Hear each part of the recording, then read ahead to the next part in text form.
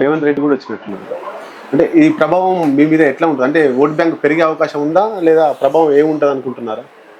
మా మీటింగు జరిగిన తీరు, మా మీటింగును భూతద్దంలో పెట్టి బీఆర్ఎస్ పార్టీ వాళ్ళు చూస్తుర్రంటేనే మేము విన్నింగ్లోకి వెళ్ళిపోయినాం అనేటువంటి చాలా స్పష్టంగా కనిపిస్తుంది.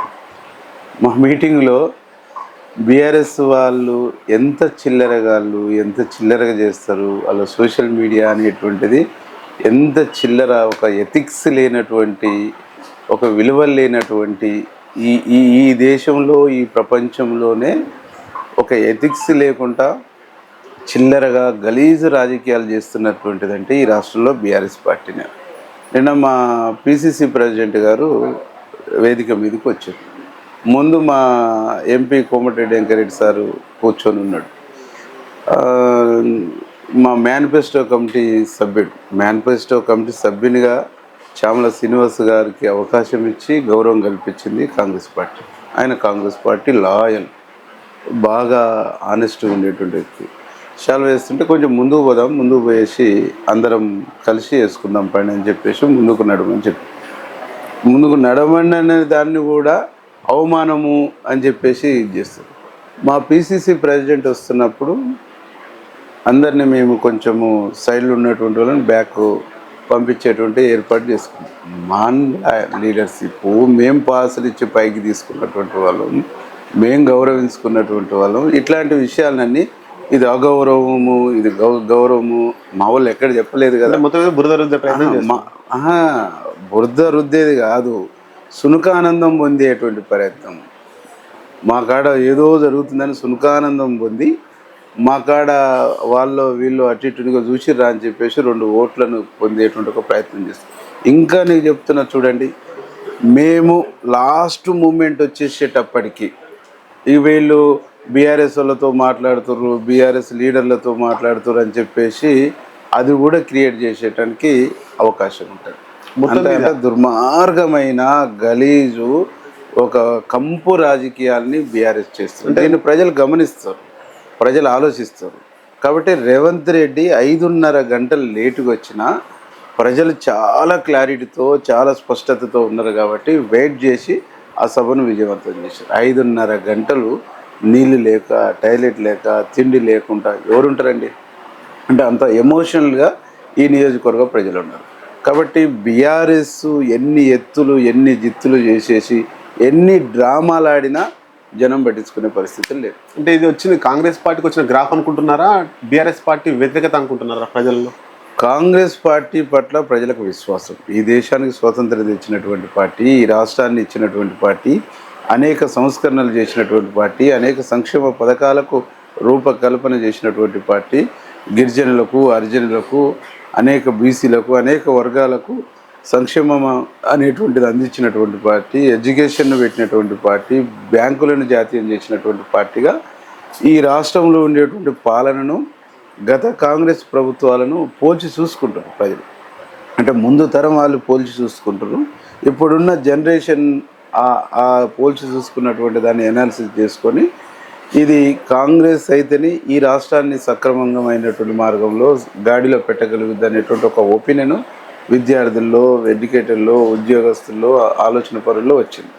దానికి తోడు బీఆర్ఎస్ భయంకరమైనటువంటి వ్యతిరేక అన్ని సంస్థల్ని, అంటే ఒక్కొక్క డిపార్ట్మెంట్, ఈ డిపార్ట్మెంటు ఆ డిపార్ట్మెంట్ అనేటువంటి తేడా లేకుండా ఆర్టీసీ ఉంది, యూనియన్లు రద్దు చేసిండు, ఆర్టీసీ విలీనం అన్నారు, వాళ్ళకి ఇవ్వాల్సినటువంటి బెనిఫిట్స్ అన్నీ ఇవ్వలేదు, అనేక రకాలుగా చాలా వరకు ప్రైవేట్ బస్సులను తీసుకొచ్చేసారు. అంటే దాన్ని మొత్తం ధ్వంసం చేసి పెట్టిండు. ఈ ధ్వంసమైనటువంటి ఈ సిస్టాన్ని ట్రాక్లో పెట్టాలంటే కొంత సమయం పడుతుంది.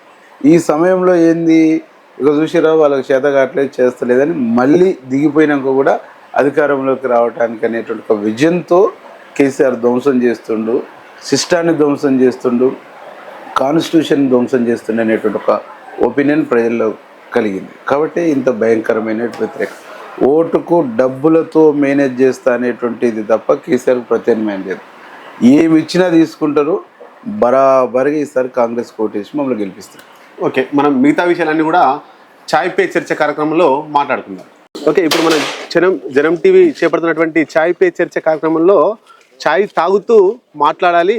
వేముల వీరేశం అనే ఛాయ్ తాగడు కాబట్టి మనం ప్రజల్లో ఉండి మాట్లాడే పరిస్థితి. అన్న, మీరు గతంలో ఈ నియోజకవర్గంలో బీఆర్ఎస్ పార్టీ తరఫున తిరిగారు, ఎమ్మెల్యే అభ్యర్థిగా పోటీ చేశారు. మీ ప్రత్యర్థి అయినటువంటి చిరుమర్తి లింగయ్య కాంగ్రెస్ పార్టీ తరఫున తిరిగారు. అంటే జనాల్లో ఈ రిసీవ్నెస్ ఎలా ఉంది? అంటే చిరుమర్తి లింగయ్య గారు కోమటిరెడ్డి బ్రదర్స్ను కాంగ్రెస్ పార్టీని మోసం చేసిపోయిండు, కోమటిరెడ్డి బ్రదర్స్కు కాంగ్రెస్ పార్టీకి ద్రోహం చేసిండు అనేటువంటి ఒపీనియన్ ఉన్నది కాబట్టి ఆయనను స్వీకరించే పరిస్థితిలో, రిసీవ్ చేసుకునే పరిస్థితిలో ప్రజలు లేరు. బీఆర్ఎస్ పార్టీలో మేము ఉద్యమం నించున్నాము, బీఆర్ఎస్ పార్టీలో అన్యాయం జరిగింది, బీఆర్ఎస్ పార్టీ మోసం చేసింది. ఈరోజు కోమటిరెడ్డి సోదరులు ఆడ మోసము చేయబడ్డాడు, ఆడ బీఆర్ఎస్ పార్టీ వాళ్ళు అన్యాయం చేశారు. కోమటిరెడ్డి సోదరులు ఆదరిస్తుండ్రు, కోమటిరెడ్డి సోదరులు సపోర్ట్ చేస్తున్నారంటే ఒక అద్భుతమైనటువంటి స్పందన, అద్భుతమైనటువంటి రిసీవింగ్ ఉంది. మాకు రేపు భారీ మెజార్టీ ఇవ్వడానికి ఈ నియోజకవర్గ ప్రజలు సిద్ధంగా ఉన్నారు. అంటే ఇక్కడ బీఆర్ఎస్ పార్టీ రైతు బంధు కావచ్చు, దళిత బంధు కావచ్చు, రకరకాల స్కీములతో జనాల్లోకి వెళ్తుంది. మీరు దేన్ని ఆయుధంగా చేసుకొని ప్రజలకు వెళ్తున్నారు? అంటే ఈ దేశంలో, ఈ రాష్ట్రంలో సంక్షేమాన్ని ప్రవేశపెట్టిందే కాంగ్రెస్ పార్టీ. పెన్షన్లైనా, రైతులకు సంబంధించిన సబ్సిడీలైనా, రైతులకు ఉచిత కరెంట్ అయినా, రైతులకు అనేక స్కీములను కూడా ప్రవేశపెట్టిందే కాంగ్రెస్. కాబట్టి బీఆర్ఎస్ పార్టీ అధికారంలోకి వచ్చినాక ఆనాడు రాజశేఖర రెడ్డి ఇచ్చినటువంటి 200 పెన్షన్ను 2000 చేసిండు. రాజశేఖర రెడ్డి గారు ఉన్నప్పుడు 200 పెన్షన్ను భర్తకి ఇచ్చిండు, భార్యకి ఇచ్చిండు, ఉద్యోగస్తుల తల్లిదండ్రులకు కూడా ఇచ్చిండు. అంటే దాంట్లో ఒక విశాల ప్రాతిపదిక మీద స్కీములు గ్రౌండ్ అయినాయి. ఇక్కడ కొన్ని పరిమితంగా ఇస్తున్నారు కాబట్టి ప్రజలు బీఆర్ఎస్ ఎన్ని స్కీములని చెప్తున్నా, కాంగ్రెస్ ఇచ్చిన 6 గ్యారెంటీలని కాంగ్రెస్ పార్టీ అయితేనే ఒక ప్రజాస్వామ్యయుతంగా ఈ స్కీముల్ని పేదోళ్ళ కథ, అతి పేదవాళ్ళు ఎవరైతే ఉన్నారో సామాన్యుల కల్లా అతి సామాన్యుని లక్ష్యంగా స్కీముల్ని ప్లాన్ చేస్తుంది అనేటువంటి నమ్మకం, విశ్వాసం ఉంది. కాబట్టి ఆ కేసీఆర్ ఇచ్చినటువంటి పథకాలు ఏవైతున్నాయో 10 సంవత్సరాలు అయింది, అటు వారంటీ చెల్లిపోయింది. కొత్తగా 6 గ్యారెంటీలు ఇచ్చింది కాబట్టి ఇటు వారంటీ ఉన్నది, గ్యారెంటీ ఉన్నదని నమ్ముతారు. మీ మీద ఒక దుష్ప్రచారం చేస్తారు. అంటే వేముల వీరేశం మళ్ళీ గెలిస్తే బీఆర్ఎస్ పార్టీలోకి పోతారు అనేటువంటిది. దీన్ని మీరు అట్లా ఖండిస్తారా, సపోర్ట్ చేస్తారా? 100% ఖండిస్తున్నాను. బీఆర్ఎస్ పార్టీ వాళ్ళు నాకు కార్పొరేషన్ చైర్మన్ ఆఫర్ చేసి, ఎమ్మెల్సీ ఆఫర్ చేసి, అనేక రకాల ఆఫర్ చేస్తే కూడా వద్దు, నేను మీతో ఉండను, కాంగ్రెస్ పార్టీ కోమటిరెడ్డి సోదరులతోనే నడుస్తా అని చెప్పేసి తిరస్కరించి వచ్చినటువంటి వాడిని. నేను నమ్ముకునే వ్యక్తిని కానీ అమ్ముడు పోయే వ్యక్తిని గాను. నేను నమ్ముకొని వచ్చినాను, నమ్ముకొని ఉంటాను. మీరు గతంలో కమ్యూనిస్ట్ ఉద్యమంలో పనిచేశారు. అంటే ఇక్కడ కమ్యూనిస్ట్ పార్టీలో ఒక సిపిఎం పోటీ చేస్తున్నట్టుంది. మిగతా కమ్యూనిస్ట్ పార్టీల సపోర్టు మీకు ఉంటుందని మీరు భావిస్తున్నారా? సిపిఐ మాతో ఉన్నది, మాతో కలిసి ఇప్పుడు సిపిఐ జిల్లా సహాయ కార్యదర్శి మొత్తం రాష్ట్ర వ్యాప్తంగా సిపిఐ క్యాడర్ మొత్తం మాతో కలిసి పనిచేస్తుంది, కాంగ్రెస్ పార్టీకి మద్దతు ఇస్తుంది. కాంగ్రెస్ పార్టీ కూడా కొత్తగూడెం సీటు వారికి ఇచ్చి వారికి సపోర్ట్ చేస్తుంది. కాబట్టి 100% సిపిఐ ఓట్లు మాకే పడతాయి. కమ్యూనిస్టులు కూడా మార్పు కావాలనుకున్నటువంటి వాళ్ళు, మార్పు రావాలి, కేసీఆర్ని దించాలనుకున్నటువంటి వాళ్ళు, సిపిఎంలో ఉన్నటువంటి సోదరులు కూడా మాకు ఓటేస్తారు. మొత్తం మీద అంటే మీరు కాంగ్రెస్ నుంచి టికెట్ రాకముందుకు న్యూట్రల్గా ఉన్నారు. అంటే కాంగ్రెస్ టికెట్ వస్తుందని మీరు బలంగా నమ్మకం పెట్టుకున్నారా? 100%. దాదాపు ఒక 2 years నుంచి రాజగోపాల్ అన్న నాతో మాట్లాడుతుండు, అట్లాగే పొంగులేటి శ్రీనివాసరెడ్డి గారు కూడా నాతో మాట్లాడుతుండు.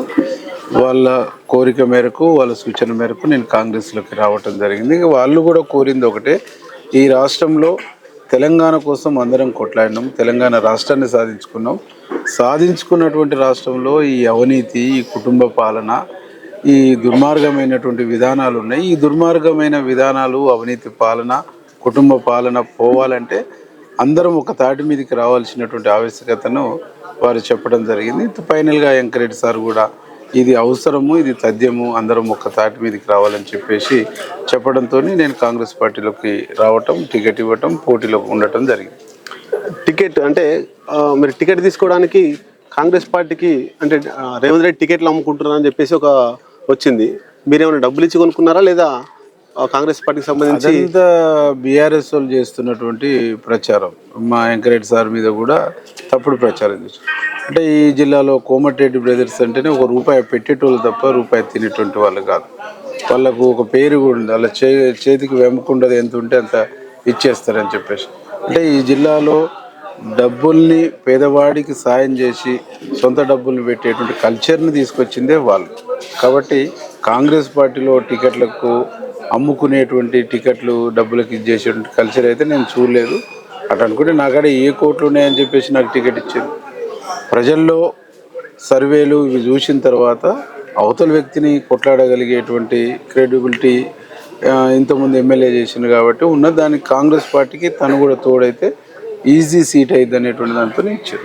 అంటే కాంగ్రెస్ పార్టీలో గ్రూపులు ఉంటాయి. అంటే మీరు రేవంత్ రెడ్డి వర్గం అనొచ్చా, వెంకరెడ్డి వర్గం అనొచ్చా, లేదా కాంగ్రెస్ పార్టీ లాయల్గా అనుకోవచ్చా? మా జిల్లాకు మాకు బాసులు కోమటిరెడ్డి బ్రదర్స్. మేము కోమటిరెడ్డి బ్రదర్స్ యొక్క లైన్లోనే ఉంటాము. రాష్ట్రంలో కాంగ్రెస్ పార్టీలో ప్రజాస్వామ్యం ఎక్కువ. గ్రూపులు ఈ వర్గం ఆ వర్గం అనేది ఉండదు. నిన్న ఇక్కడికి రేవంత్ రెడ్డి గారు కొంచెం ఆలస్యంగా వచ్చినా మా వెంకరెడ్డి సార్ 2-3 గంటలు వెయిట్ చేసి ఆయన రిసీవ్ చేసుకొని మాట్లాడించి ఆయన తను తీసుకొని మళ్ళీ తుంగతుర్తికి కూడా పోయారు.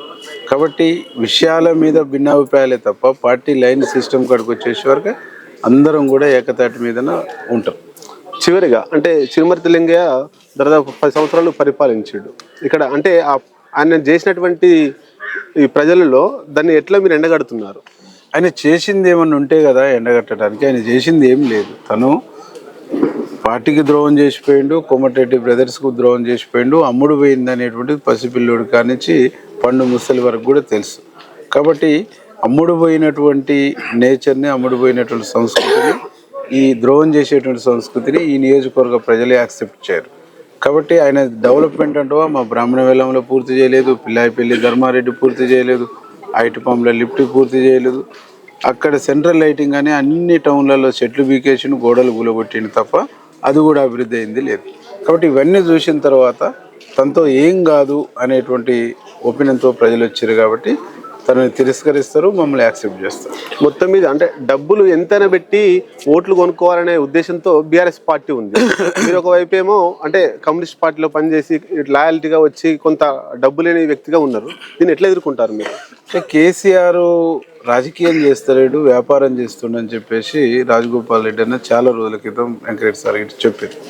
వ్యాపారం అంటే యువతలు గెలిచిన వాళ్ళని కొనుక్కోవటము, అవతల నాయకులను కొనుక్కోవటము, ఎవరన్నా పోటీ చేసేస్తే రాజీనామా చేసి పోటీ చేస్తే 100 కోట్లు 1000 కోట్లు తీసుకొచ్చేసి అంగట్లో సరుకులాగా ఒక పర్సన్ కొనేటువంటి ఒక కల్చర్ని తీసుకొచ్చిండ్రు.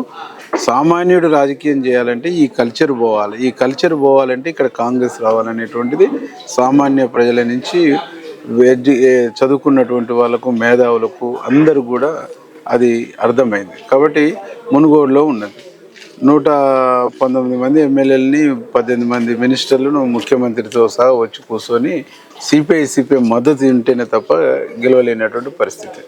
అంటే ఇంత నీచమైనటువంటి ఒక గ్రామానికి ఒక ఎమ్మెల్యేనేసి పని చేయించి కొనుగోలు చేసేటువంటి సంస్కృతి ఏదైతుందో ఇది ప్రజాస్వామ్యాన్ని కూని చేయటం, ప్రజాస్వామ్యాన్ని అపహాస్యం చేయటం, కాన్స్టిట్యూషన్ని ధ్వంసం చేసేటువంటి చర్యలు కేసీఆర్ చేస్తుంది. కాబట్టి ఇవి పోవాలంటే ప్రజలంతా స్వచ్ఛందంగా ఓట్లు వేసేసి కాంగ్రెస్ పార్టీ అభ్యర్థిని గెలిపించాలని చెప్పేసి మా అధినాయకత్వం చెబుతుంది. దాన్ని ప్రజలు విశ్వసిస్తారు. ఇక్కడ ప్రజలంతా మార్పుకు ఓటేస్తారు, మార్పుకు సీట్ ఇస్తారు. మొత్తం మీద ఛాయ్ పే చర్చలో మనకు అత్యంత విలువైనటువంటి సమయాన్ని వెచ్చించి మనకు విషయాలు చెప్పినటువంటి వేముల వీరేశన్నకు ధన్యవాదాలు తెలియజేస్తున్నాను. నమస్తే.